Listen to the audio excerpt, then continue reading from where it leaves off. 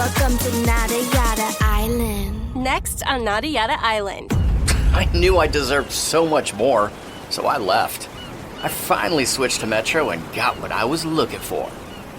Get one line for only $25 a month with AutoPay. Just bring your phone to Metro and experience all the data you want on the largest 5G network. That's Nada Yada Yada, only at Metro by T-Mobile.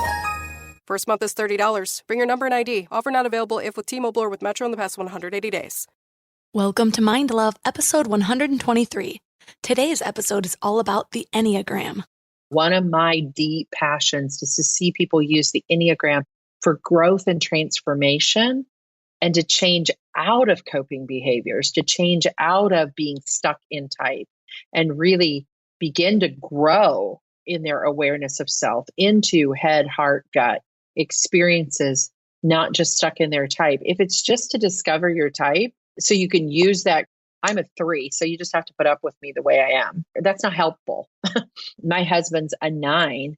And so one of the most helpful things for us to realize who we are, what our strengths are, what our weaknesses are, and that we have some common language. It's been so helpful in our marriage. Turn up your frequency with Mind Love. Bite-sized brain hacks for seekers, dreamers, and doers. It's time to give your mind a little love with your host, Melissa Monti.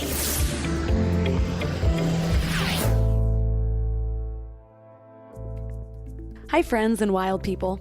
First off, if you haven't subscribed to the podcast yet, please hit the subscribe button. More subscribers means even better guests and tons more value.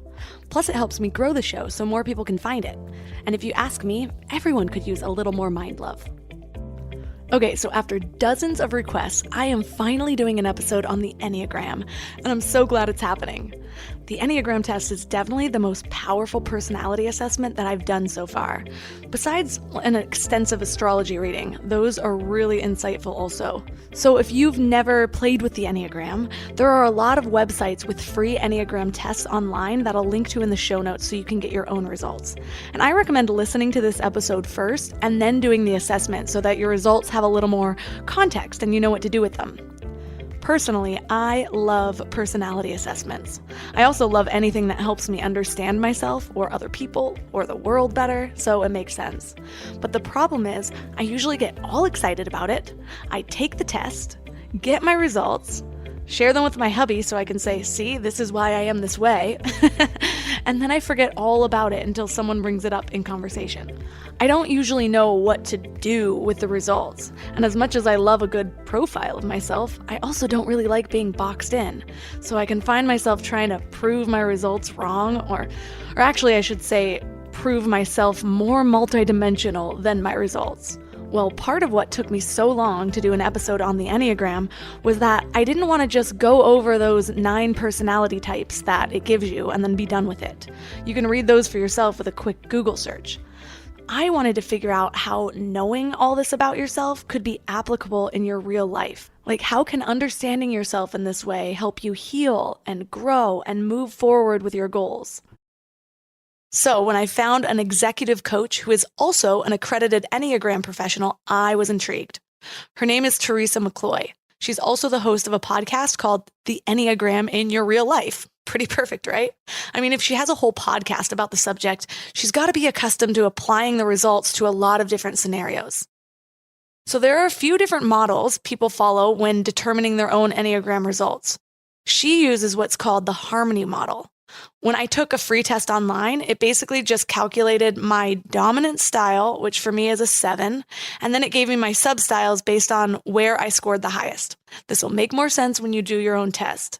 But the harmony model is really cool because it chooses your substyles based on what creates the most balance in your mind, body, and heart. So it's just slightly different, and we'll talk about the different ways to do this in the episode, and I'll also link to some resources in the show notes at mindlove.com/123. So today, 3 key things we will learn are how to use the Enneagram to help uncover things from your past, how to use your results for growth and getting to the root of your motivation, and how understanding the personality styles of friends, family, and coworkers can help improve your relationships. But before we get into all that, do you want to know an easy way to get to know yourself a little better each day? Sign up for the Morning Mind Love for daily inspirational emails right to your inbox. I get messages from people every single day about how the Morning Mind Love is their favorite way to start the day, or that the message that came through is exactly what they needed to hear. Just visit mindlove.com and sign up right there on the homepage. Plus, you'll get some amazing free gifts when you do. You'll get a free guided binaural affirmation meditation designed to rewire your brain to your highest self. And you'll get one of my favorite tools, a really cool booklet of Power Lists to help you gain clarity and live with intention. And it's all completely free. Just go to mindlove.com to sign up.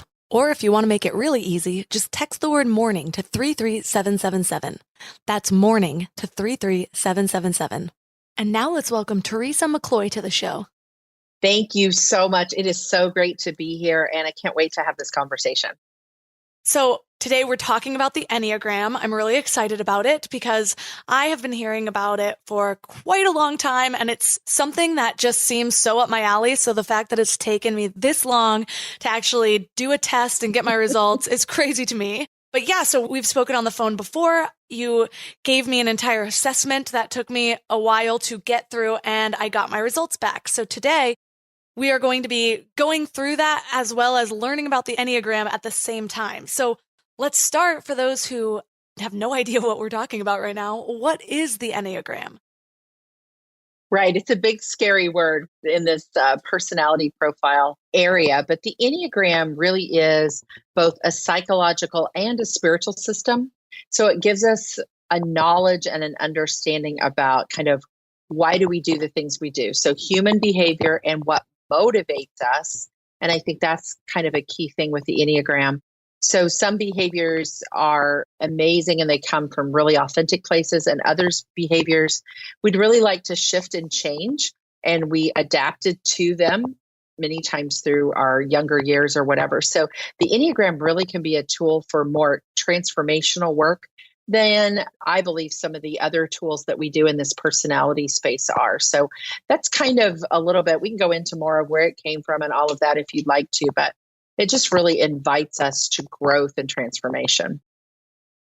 I find that a lot of people who are interested in something like the Enneagram, like me, are also interested in all of the other ways to really get to know ourselves, Yes. like, the 16 personalities tests and astrology readings. Does this replace those? Can it exist side by side with an astrology reading? Like, how do these really blend together without completely dismissing another mode of understanding yourself? Well, I believe that the Enneagram can really sit side by side with just about any type of personality or self-awareness work that we do. Now, remember, you're talking to an Enneagram practitioner, Enneagram coach, all of those things. So I'm always a little bit biased into the tool for sure. And I wouldn't be honest if I wasn't, but because I can see the Enneagram in all of those things. But I think there are times that some tools are more useful than others in different seasons of our life, in different places of our life, and even what we're trying to grow in, I guess is a better word. Or was it relationships? Is it work styles? Is it communication? All the things that these tools can do. But I do believe that the Enneagram, because it looks at that motivation piece, can really dive into the motivation and behavior piece, and it's psychological and spiritual, that it really can encompass a lot of these tools and sit right beside them. Yeah, I have to say, I've taken a lot of these types of tests and gotten a lot of readings over my life. And I don't think I've ever gotten one that I'm like, oh, well, that just renders all the other ones useless. They tend to say a lot of the same things or maybe focus on different areas of my life. So I can totally see that. But you did mention that certain tools might work better or be more useful at different periods of your life. So what would you say is the biggest benefit of the Enneagram? Like, when is that the most beneficial? What does it really help us learn about ourselves or do? Gosh, that's a great question. And I think where I find it for a lot of people is it becomes a really useful tool when we're at that season of life that we're maybe at a crossroads. We've maybe gone through crisis. We're doing a lot of what I call deep reflective work. And, it's the question, why do I do what I do? What is driving me? in this. And I find for a lot of people, and the Enneagram has been around. I mean, it's an ancient tool. It's been around a really long time. It's not like it's just new. It is resurfacing, I would say. And we really find with a lot of millennials, late 30s, early 40s, that season, even late 20s, this tool really resonates. And I think it is because you're coming to some crossroads, right? You're coming some, what I often call, the Enneagram looks at three lenses. Here's my nature, my gene pool. Here's my nurture, how I grew up, patterns of behaviors that I developed. And then I have my own free choices. And when we really get to that place in our life where we're making those free will choices, you're like, holy crap, maybe I need to know myself just a little bit better before I dive into some of these major choices, or we've come to a major crisis and we're like, I got to do some really deep work. And I know that's right where you sit with the work that you do in all that you talk about. And so, yeah, I think that's a place where it's really helpful. So what is your story of really deciding to make the Enneagram such a huge part of your life? How did you find it? What made you think, okay, I need to facilitate this or teach other people about this? Well, my story really comes from a place of a lot of spiritual work that I was doing. And I was actually introduced to it as kind of that kind of tool. And when I first saw it, I'll be honest to say, I was the personality junkie, if you want to call it that. And I'll share my type on the Enneagram for your listening audience that is already familiar with the tool. I'm a type 3. So a type 3 is very driven in the performance and the excelling and can be seen as very competitive. What I like to describe as that is effective and efficient. We're going to see through the lens of how to get it done better, how to get it done. But we also have this shame piece and this approval need. So I was always looking at these kinds of tools for, can it affirm for me who I am, right? Can it give me that affirmation and approval? So when I came to the Enneagram, it really smacked me upside the head because it invited me to really deal with that fear of failure that the type 3 has. And I had to go back into my story and see where that had been a pattern for me. I often say when I'm speaking, I share with people, I've had 42 jobs. Well, what does that tell you about me? It tells me that, hey, if it's going to get hard and it's going to get tough, or I'm going to fail at it, I ditch and dive, or I just really want to be successful at lots of different things. So either way, it's a motivation and a driver. Now, all of those came before the age of 45. So I'm almost 60 now. So the pattern has changed in the last 15 years. I've been working with the tool of the Enneagram for about 8 or 9 years. So it's just really helped me to notice things. And as I saw that, and I started to see these 3 centers of intelligence, and I think that was huge too. And we can talk about that. And as a coach, so I was a coach first, and I was using the Enneagram in my own life. And then I could see just how helpful it was for people, that if they could build a solid foundation on knowing of self and knowing motivation, their business could grow, their relationships could grow, they had more empathy for others. And so it just became a tool that, as much as I really didn't want it to be kind of my signature thing, it's become something that is my signature thing. I'm actually on the International Enneagram board. I use it in my coaching and all the work that I do. I do speaking on the Enneagram. So as much as I kind of wanted to resist that, it has become something that I just can't not process the world through the lens of the Enneagram. So often I will take some sort of self-awareness assessment, whatever form that is, and I love it. There's just something about something being able to nail down my personality. It's kind of like when you have a really good conversation with a friend and they just really listen to you and you feel heard and seen. It's like that, only with an online assessment. You're like, oh yeah, the Enneagram really knows me. But then what often happens is then I just go about my life.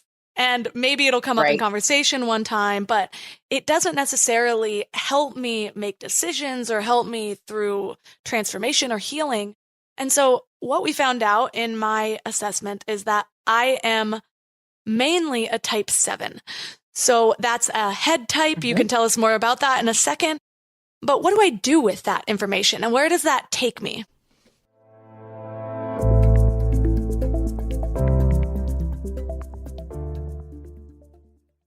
Before we go deep today, I want to give you a little gift, and I want to give it to you every single day. It's called the Morning Mind Love.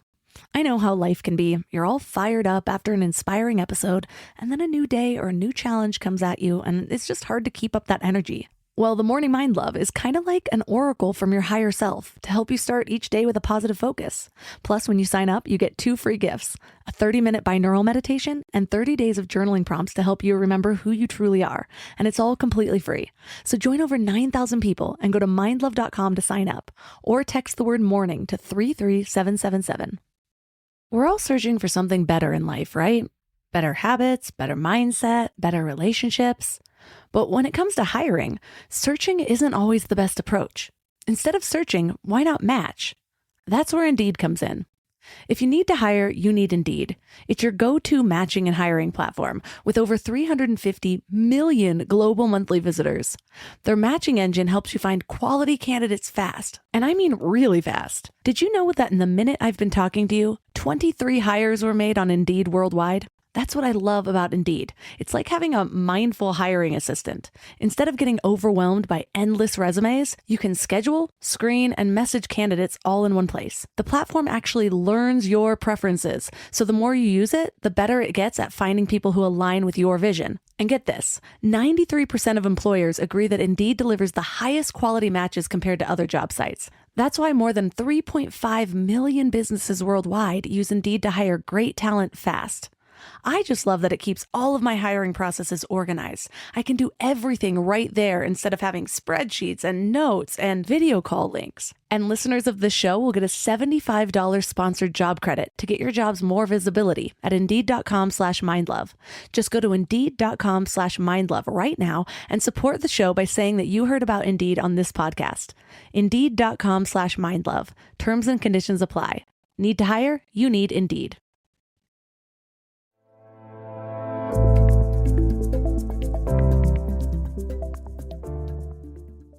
What do I do with that information and where does that take me?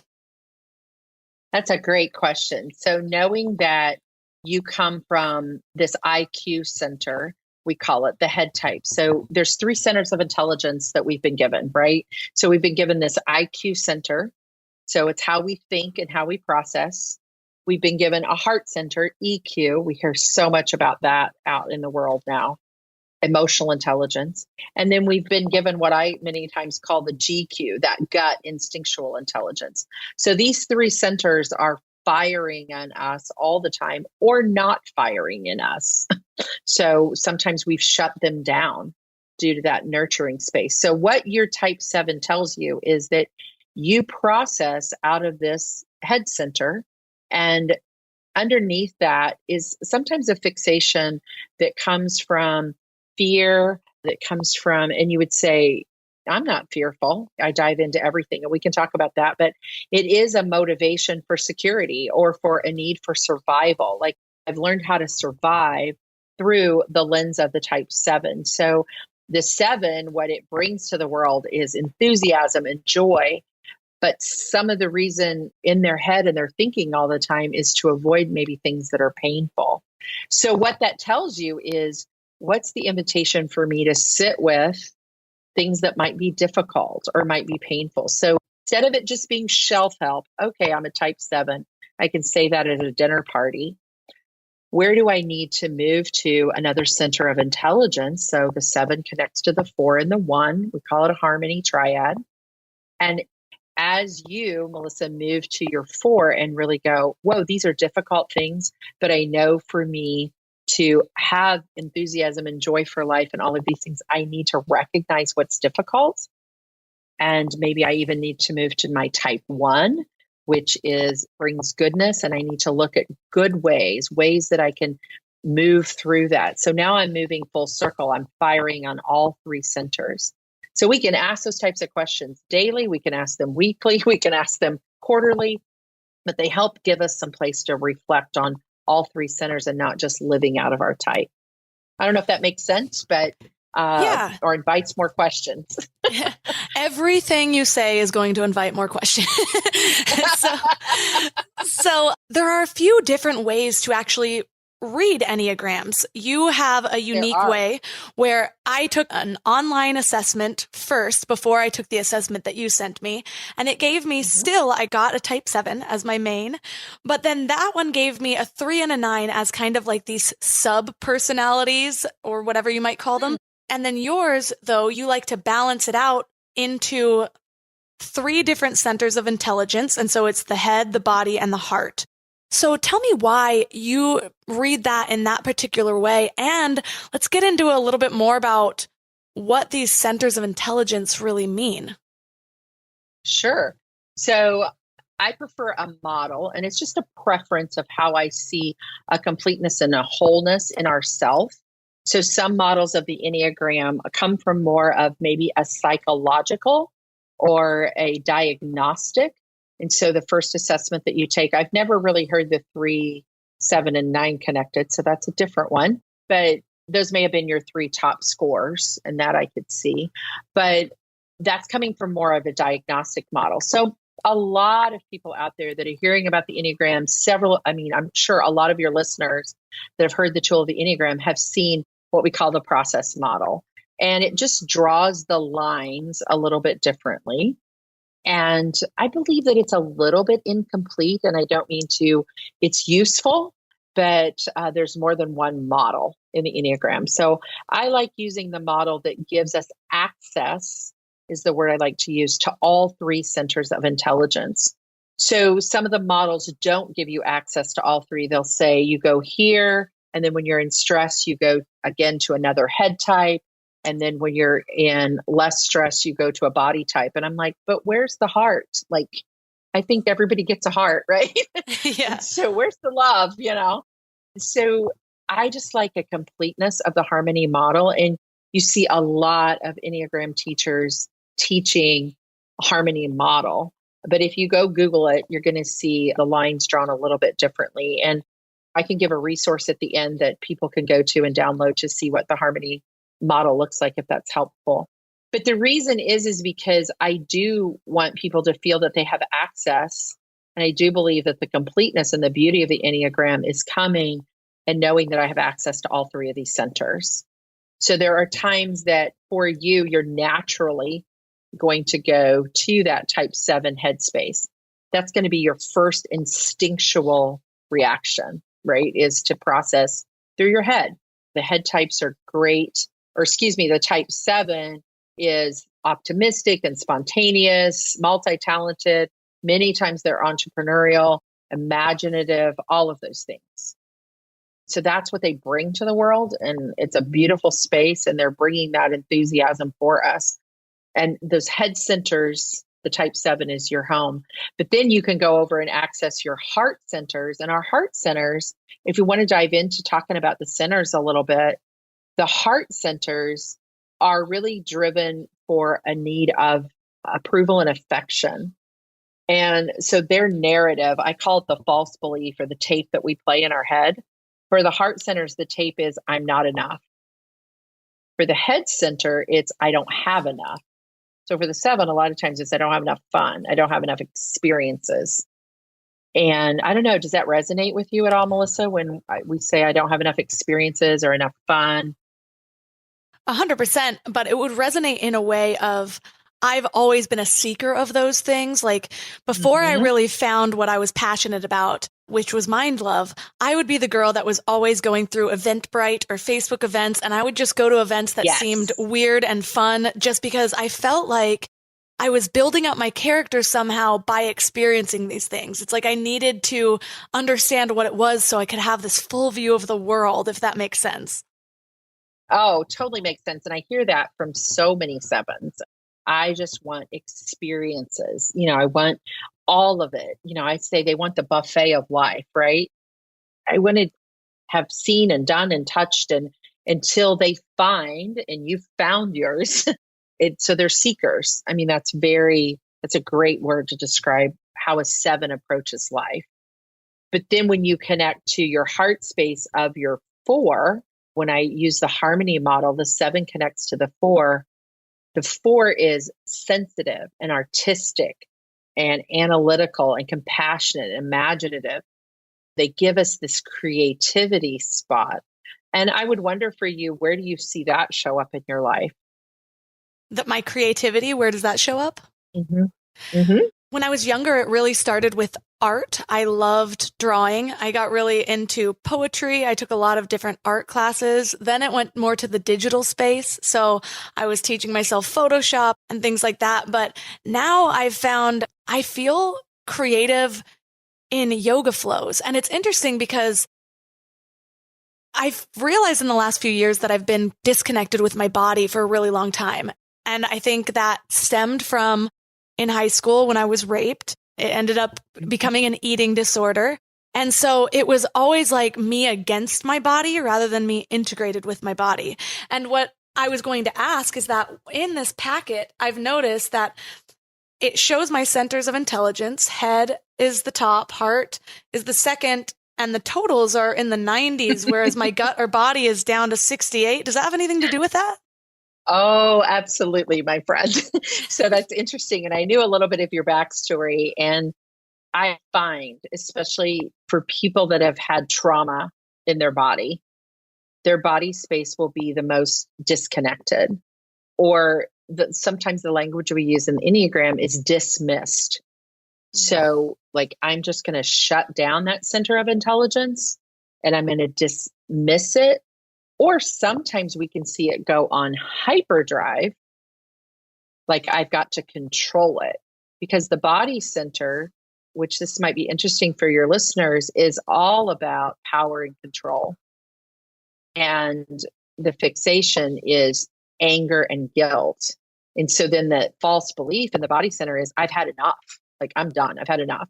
So for you, some of that, and it's your percentile isn't like I've seen people, the scores that she's referring to on these profiles is a percentile score. And I've seen people have like a 1 or something, like Oof. Nothing exists there. Or the heart space, they've had a 1. Like, so you can dismiss any center of self. And that's why I love the harmony model of the Enneagram, is because knowing that, and you just said it, Melissa, like, I know I've been dismissing my body. And for you, it comes through the type 1. Well, the type 1 is about bringing goodness. So kind of your words are enthusiasm, creativity, and goodness. How can I help the world be a better place? How can I be good? And you're opening that up through the work that you're now doing and through what you're bringing through the world, through speaking and podcasting and all the work you're doing with things. You're opening that back up because you're telling your story and you're sharing, right? And it's not having the control over you anymore. So you're opening that back up. But that's really good awareness on your part of, yes, that's something I always work through with clients is, so it's not like we're trying to raise your scores. That's not the point. The point is to invite you to that invitation of what am I noticing in my body or in my heart or in my head? For me, my shutdown place was my head. Much the same experience that you've had in your life. I had not as traumatic, but it's always traumatic no matter what it is. So I shut down my 6, which is my head space, because the head is loyalty and faithfulness. I'm a type 3, so my harmony is 369. Well, trust was broken for me. So I just decided that nobody is loyal and faithful, right? So I'm going to be type 3 and I'm going to get it done myself. Thank you very much. And I'm not going to trust people. And so that's been my invitation and my work to do. And that's where the Enneagram has helped. You know, you asked me my story. That's one of the things that I discovered through the tool of the Enneagram is how impactful that event was in my life and how I didn't need to let that define that part of my life anymore. And I got to carry that forward and create a new story. And I could do it by learning that people are loyal and faithful and that I can have trust. And so that's why I love the tool too, is because it can bring story forward for us. And we can go back and go, where did I shut that down at? And, you know, it's not counseling. It's bringing for story forward and making new story.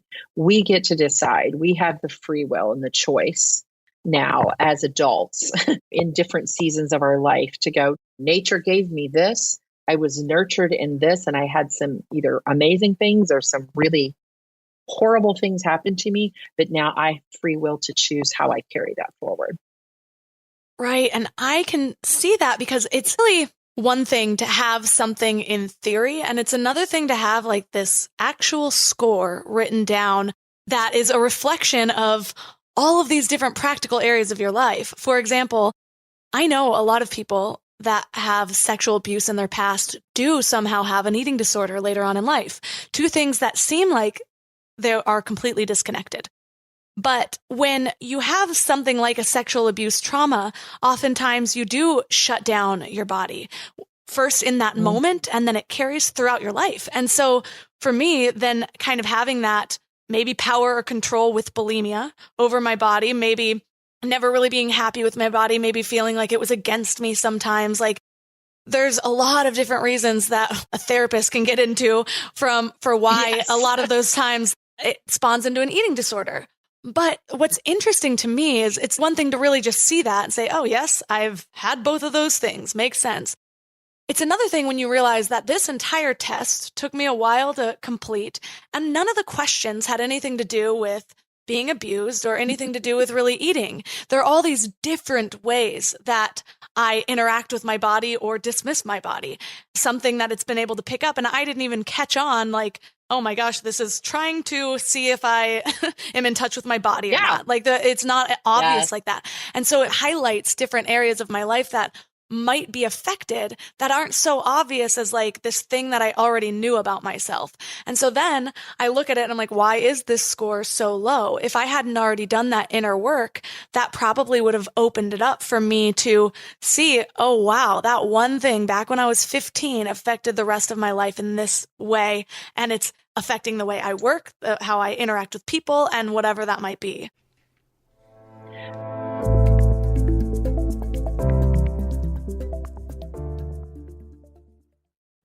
You know what's crazy?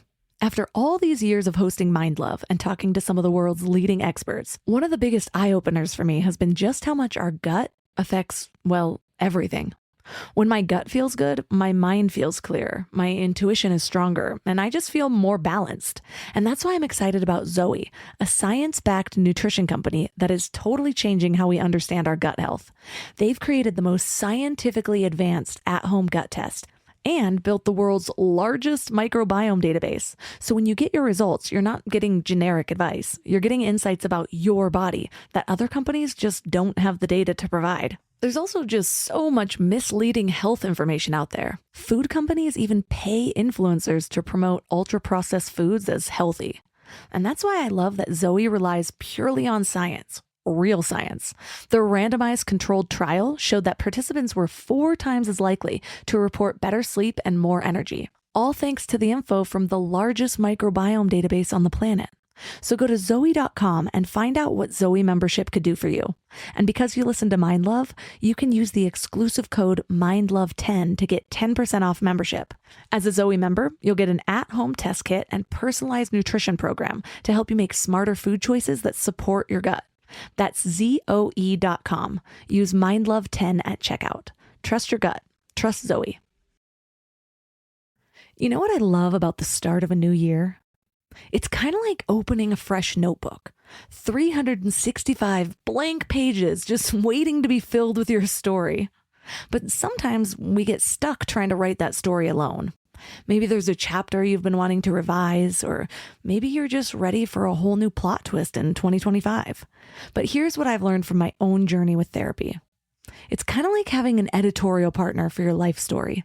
Someone who helps you see the patterns that you might have missed, who gives you the tools to write stronger chapters ahead.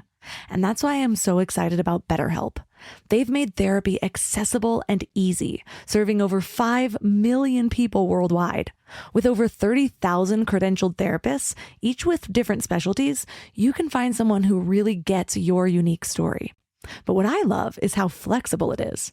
Everything is online, and you can easily switch therapists anytime at no extra cost until you find the perfect fit. And it's not just for people that are dealing with major challenges. Therapy can help anyone become the best version of themselves. So write your story with BetterHelp. Visit betterhelp.com/mindlove today to get 10% off your first month. That's BetterHelp, HELP.com/mindlove.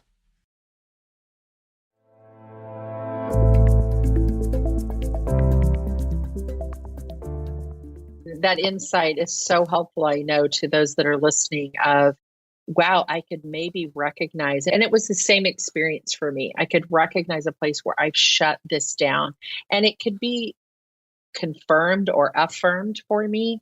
So it's interesting too, that in your body space, it is this type 1. And so when you talk about even the eating disorder, part of that, the description that I give for the 1 is 1 seek perfection and strive to improve themselves and everyone else around them. So it is a control, right?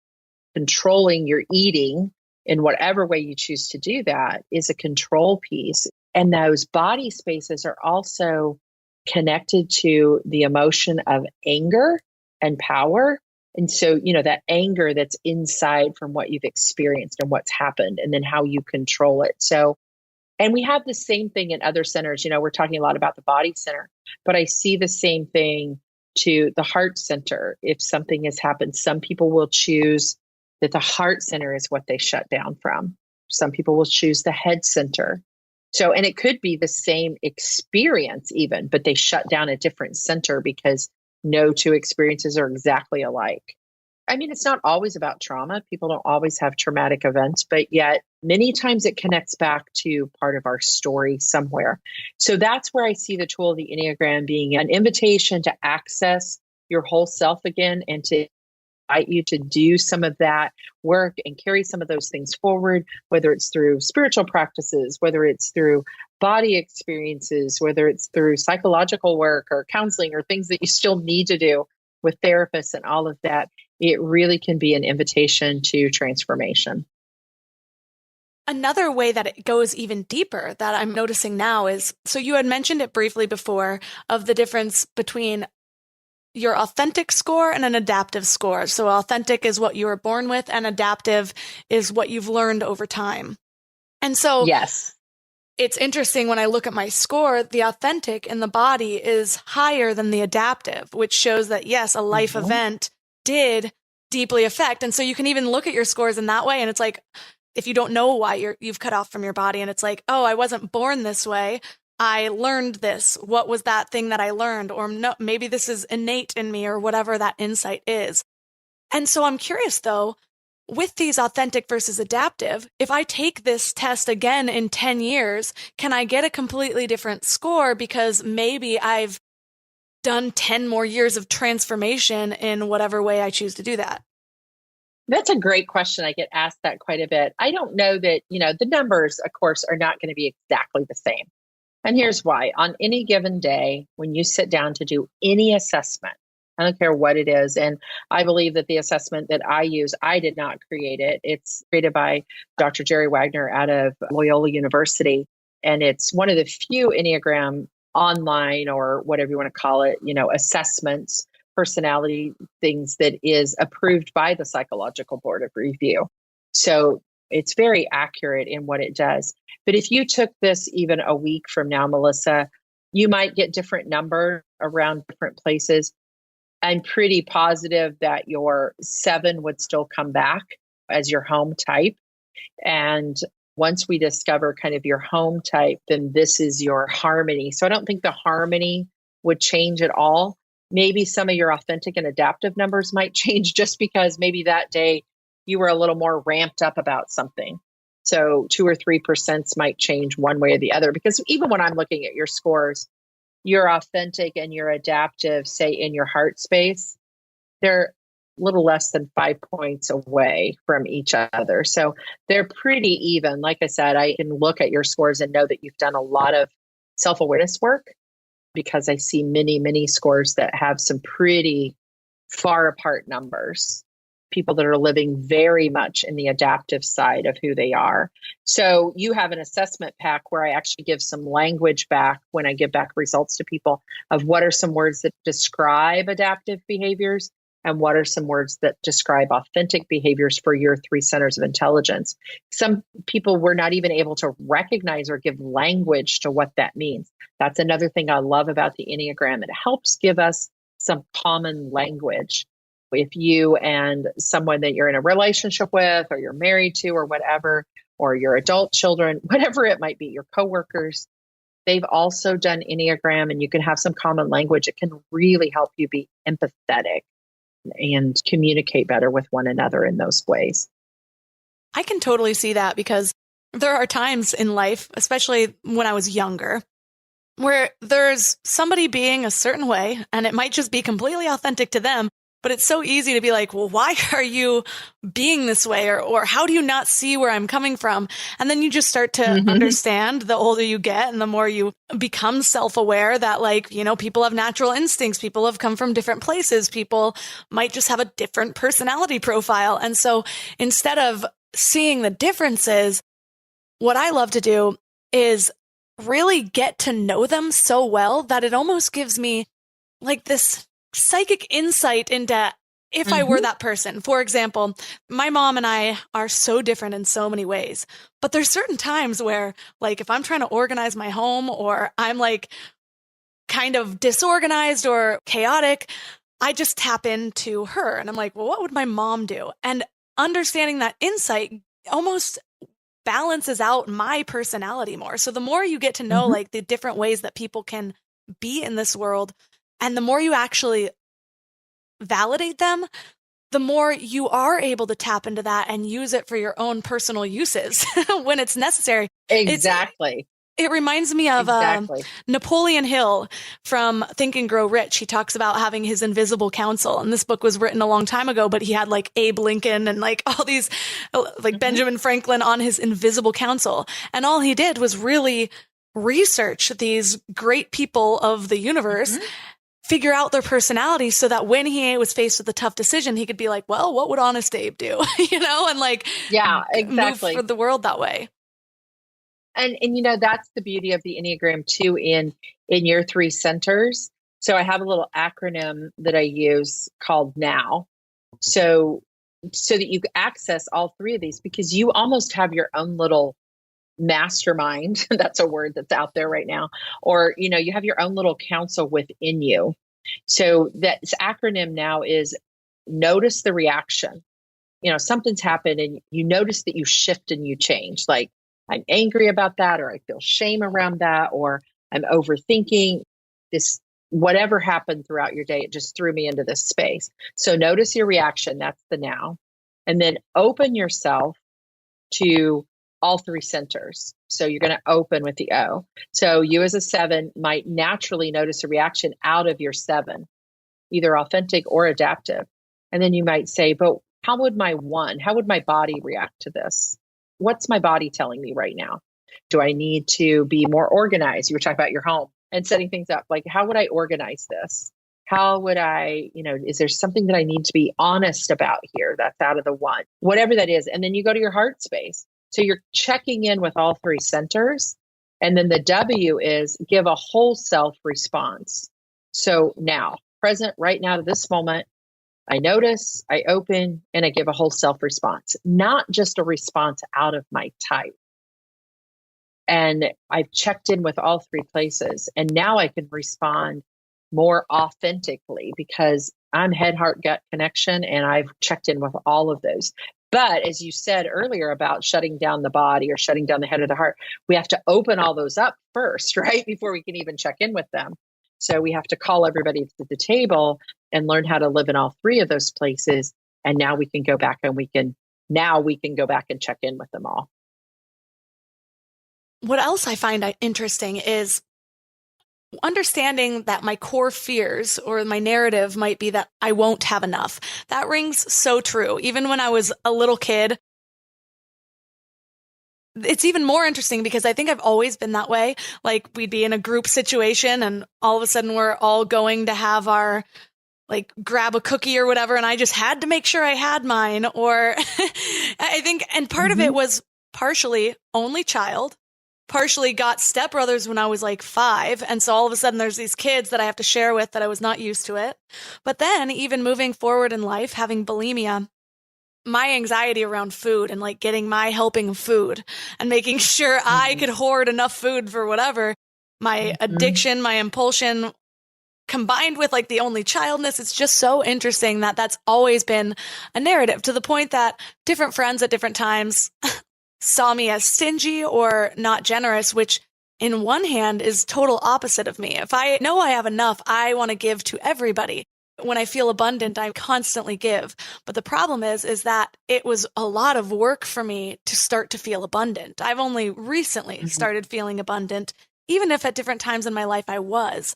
So understanding that, though, has been able to help me in that there's certain times that I have an irrational reaction, like maybe a little bit of anxiety over something, like my husband eating my leftovers, for example. And it's like, well, when you have a whole body reaction where you feel like this is a big deal, it's hard to talk yourself down from that. But understanding that, hey, this is just a core fear of mine that I'm not going to have enough. It doesn't mean that it has to be true or I have to identify with it. This is the work that needs to be done, can be really helpful in not identifying with certain feelings that I've learned over time, if that makes sense. Absolutely. I mean, it is, I say, not being stuck in type. Like, I don't need to stay stuck here and I don't need to stay in this fear. And if anybody is in your listening audience that already knows they're 7, you're doing an amazing job of giving us context to what a 7 walks through in life. Every type has coping behaviors. The type 7 really does have one of the most indulgent personalities. And so they can be the most triggered to go to kind of these addictive type of behaviors that are out there on the edge, is what I call them. We all have our edge that we go to. My type does it through, I've got to be successful. I've got to be the performer. I've got to do the best. And so I get way out on my edge about fear of failure, that I haven't done enough. So the language is just a little bit different, right? In a heart type than it is a head type. I haven't done enough. You're afraid you won't have enough. So they're just a little bit different, but yet they are the drive underneath why we do what we do. So you had to have a cookie. You might have even taken 2, because what if there's not enough? I have a really good friend who's a 7 that says, my thought pattern, and she had a pretty traumatic childhood. And she often says, my thought pattern was, there won't be enough for me. There's enough for everybody else, but there won't be enough for me. So I hear that a lot from the head types, especially the 7 of that. So you did a great job of describing, but we don't have to stay there. We can rationally then notice it, be aware of it, and move through it. I'm really glad you made that distinction that we don't have to stay there, because I find that a lot of people will take some sort of assessment or realize something about themselves, and then it just becomes this thing that everybody needs to work around, because this is who I am. And one example of this is, so since realizing I am an empath, it's really changed my life because it explains a lot of different things. And I'm able to, again, it's one of those things where I will notice a strong feeling in my body. And now I have the tools to say, is this even mine? Or did I take this on from somebody else? Or what else is going on? Like understanding I have strong feelings and they don't always need to have the loudest voice in the room. But when I learned that, I joined a bunch of Facebook groups with empaths. And so I get them in my feed, and the amount of times I'm like, I see people using this as a way to sink further into the discomfort of it. Like, this person did this. How do you tell your husband not to do this because I'm an empath, and all this stuff? And it's just like, that is not helping you or anybody else in your life. It's just making you actually a little bit more self-indulgent, bringing it back to that. So I like that there's actually a way to move forward with that. Yeah. And Melissa, I agree. I'm the same way about the Enneagram. So I think when we really learn to love a tool or love something that we discover, then we get a little bit protective of it. And I'm a little bit the same way about the Enneagram. I don't want people to just go, oh, I know my type and now I can talk about it at a dinner party because everybody else is doing it. Or there's 1,000 memes out there that say, well, this is how a 3 does and this is what a 4 does, because it's so much more than that. And so one of my deep passions is to see people use the Enneagram for growth and transformation, and to change out of coping behaviors, to change out of being stuck in type, and really begin to grow in their awareness of self into head, heart, gut experiences, not just stuck in their type. If it's just to discover your type, so you can use that kind of, well, I'm a 3, so you just have to put up with me the way I am. That's not helpful. It's not growth. And that's a misuse of these tools. That's like any of our personality awareness. We say, well, that's just who I am. You'll have to live with me. My husband's a 9. And so one of the most helpful things for us has been for us to realize who we are, what our strengths are, what our weaknesses are, and that we have some common language. It's been so helpful in our marriage, in the growth of our marriage, and some very difficult things that we have walked through. Our son struggled with addiction, and we actually lost him to an overdose 2.5 years ago. And he was 30 years old, and one of the most difficult times in our life. And I don't know that we would have survived that in our marriage, those 10 years, and then losing him and the grief process that we still go through, if we didn't have tools to know each other better through. So that's where these types of things can really be so very helpful. I'm so sorry to hear about that. Sending you just love right now with that one. And it does make a lot of sense that when we're in trauma, when we're in pain, a lot of times those parts of our personalities are so amplified. And so if you have two different ways of dealing with something like that, where maybe you go inward, he goes outward, or whatever, and you don't have a means to understand somebody else's reaction, it can make it seem like they're not feeling what you're feeling, or that you are the one that's having to go through all the pain or whatever it is. But understanding that that's somebody else's coping mechanism, or that's what happens when they are in grief, or that's what happens when they're trying to move through it, whatever it might be, can be really, really helpful. So that makes a lot of sense. It does, because the type 9 is a very away type. So each of the types have a different energy. So a 9 is a very away type. And so they're going to withdraw inward, whereas a 3 is a very outward type, much more verbal processor, those types of things. If I hadn't known that when we've walked through these last few years, which has been very difficult, I could have taken that on in such a different way. What I love, again, about the harmony model that we've talked about is that you're actually given each of the 3 energies. So for you, Melissa, your 7 is very forward. Sometimes some Enneagrams call it against. So the stance, the energy that it has is very forward. But then your 4, that creative side, that 4 heart center, is your away or withdrawing side. And then your 1 is your toward, or kind of more that relational, that goodness is for the sake of others. And so you have all 3 energies that you can access through the Enneagram. It's like having my own personal little invisible council to move through. And so how do you use this in a really practical way towards your goals? Like right now, I've created this podcast. I've been opening up more programs, whatever. How does it speak to what I'm going to do next? Does it help me decide? Does it help me understand what I'm going to need more? Like, how would you use that when you're coaching someone in a forward-moving process, if that makes sense? Sure. No, it's a great question. That could be a whole nother podcast, but we'll try to answer it as quickly as we can. But for example, if somebody, because I do this work, I mean, it's part of what I do in the real life process is let's get to know ourselves well, then let's put it into practical applications. I love to work in 90-day processes, help people look at their big picture goals, and then let's break it down. And so some of it is, first of all, knowing your energy level. Where do you naturally come from? So as a 7, you're never at a shortage for ideas, right? You just naturally, like, what's the next program I can start? What's the next thing I could do? Where could I speak at next? I mean, you're always in 7 mode. It's very forward moving.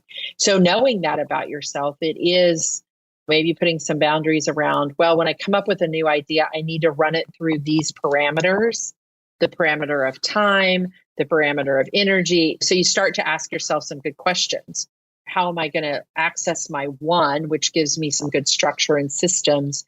And what systems and structures do I need to put around this goal? What boundaries do I need here? How am I going to access my creativity? And so you start to flesh it out through all 3 centers again when you're working on a goal or a project.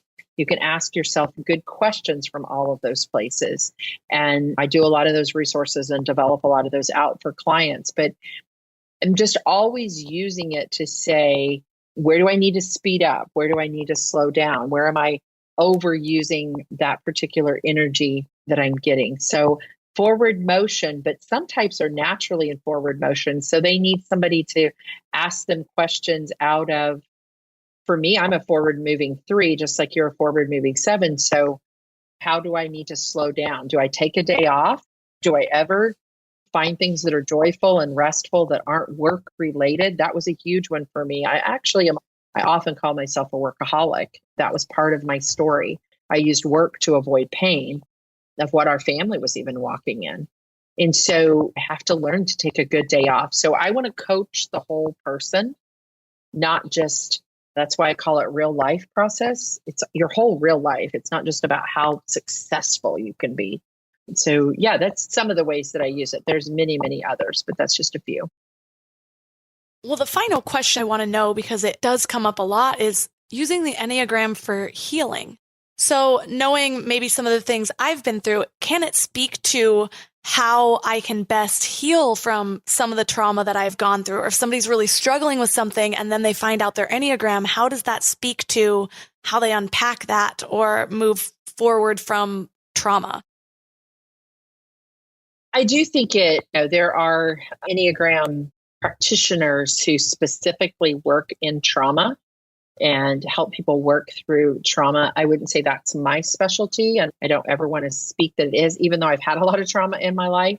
I work more in the Enneagram from a business perspective and from a whole self living perspective, but it can be helpful in those places. And I think some of it is, there's a lot of Enneagram practitioners that work in somatic work, which is body work, and really that invitation to being in touch with your body if the trauma has come through that center. So there are those types of people that really have specific work that they use the tool of the Enneagram to do that healing work. I know a lot of counselors that use it in that way of all 3 of these centers.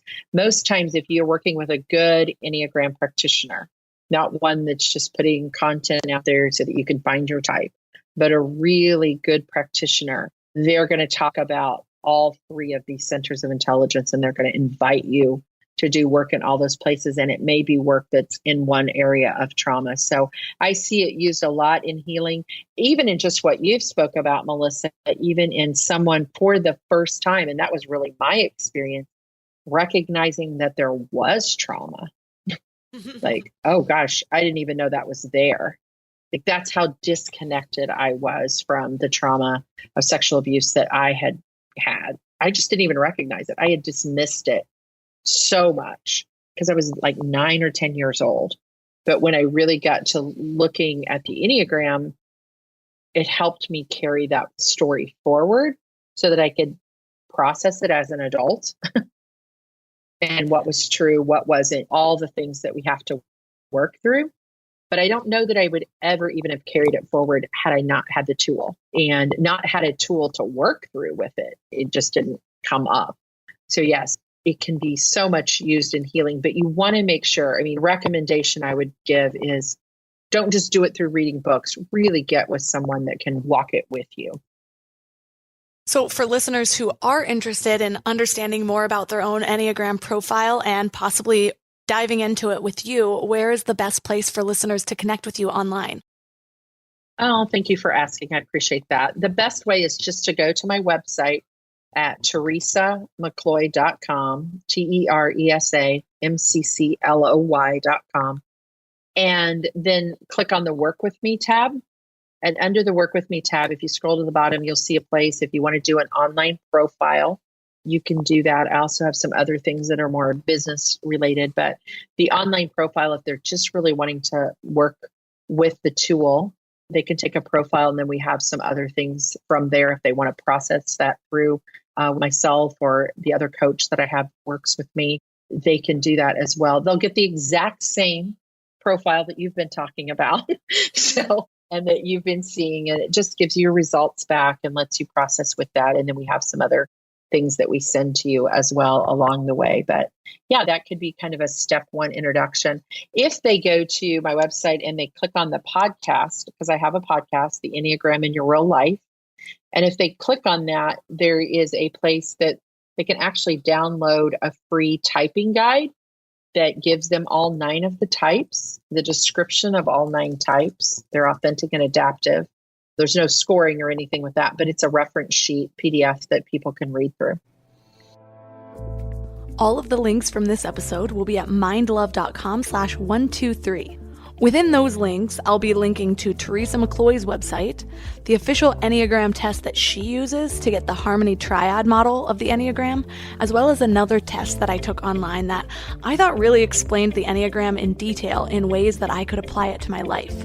So your challenge this week is to take one of these tests and see what you uncover about your motivation style and what your style typically struggles with and excels with, and then try to figure out how you can use this information as you're working towards your goals. So for me, one thing it's spoken to is understanding what types of people I need to balance me out. For example, it could be really helpful for me to partner with or hire an assistant who's a 5 because they're a little less enthusiastic and a little more objective and discerning.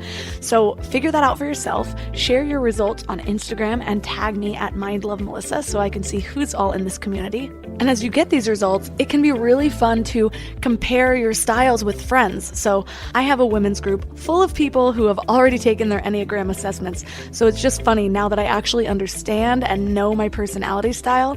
We've been comparing, and I notice more and more people saying, well, I'm a 5 on the Enneagram, or I'm a 7 on the Enneagram. And now I get what they're talking about. So share this episode, share a link with your friends, and compare and contrast results. It's fun. So thanks for giving your mind a little love today, and I'll see you next week. Thanks for tuning into Your Higher Frequency with Mind Love. Head to mindlove.com for a free gift to keep your vibes up until next week.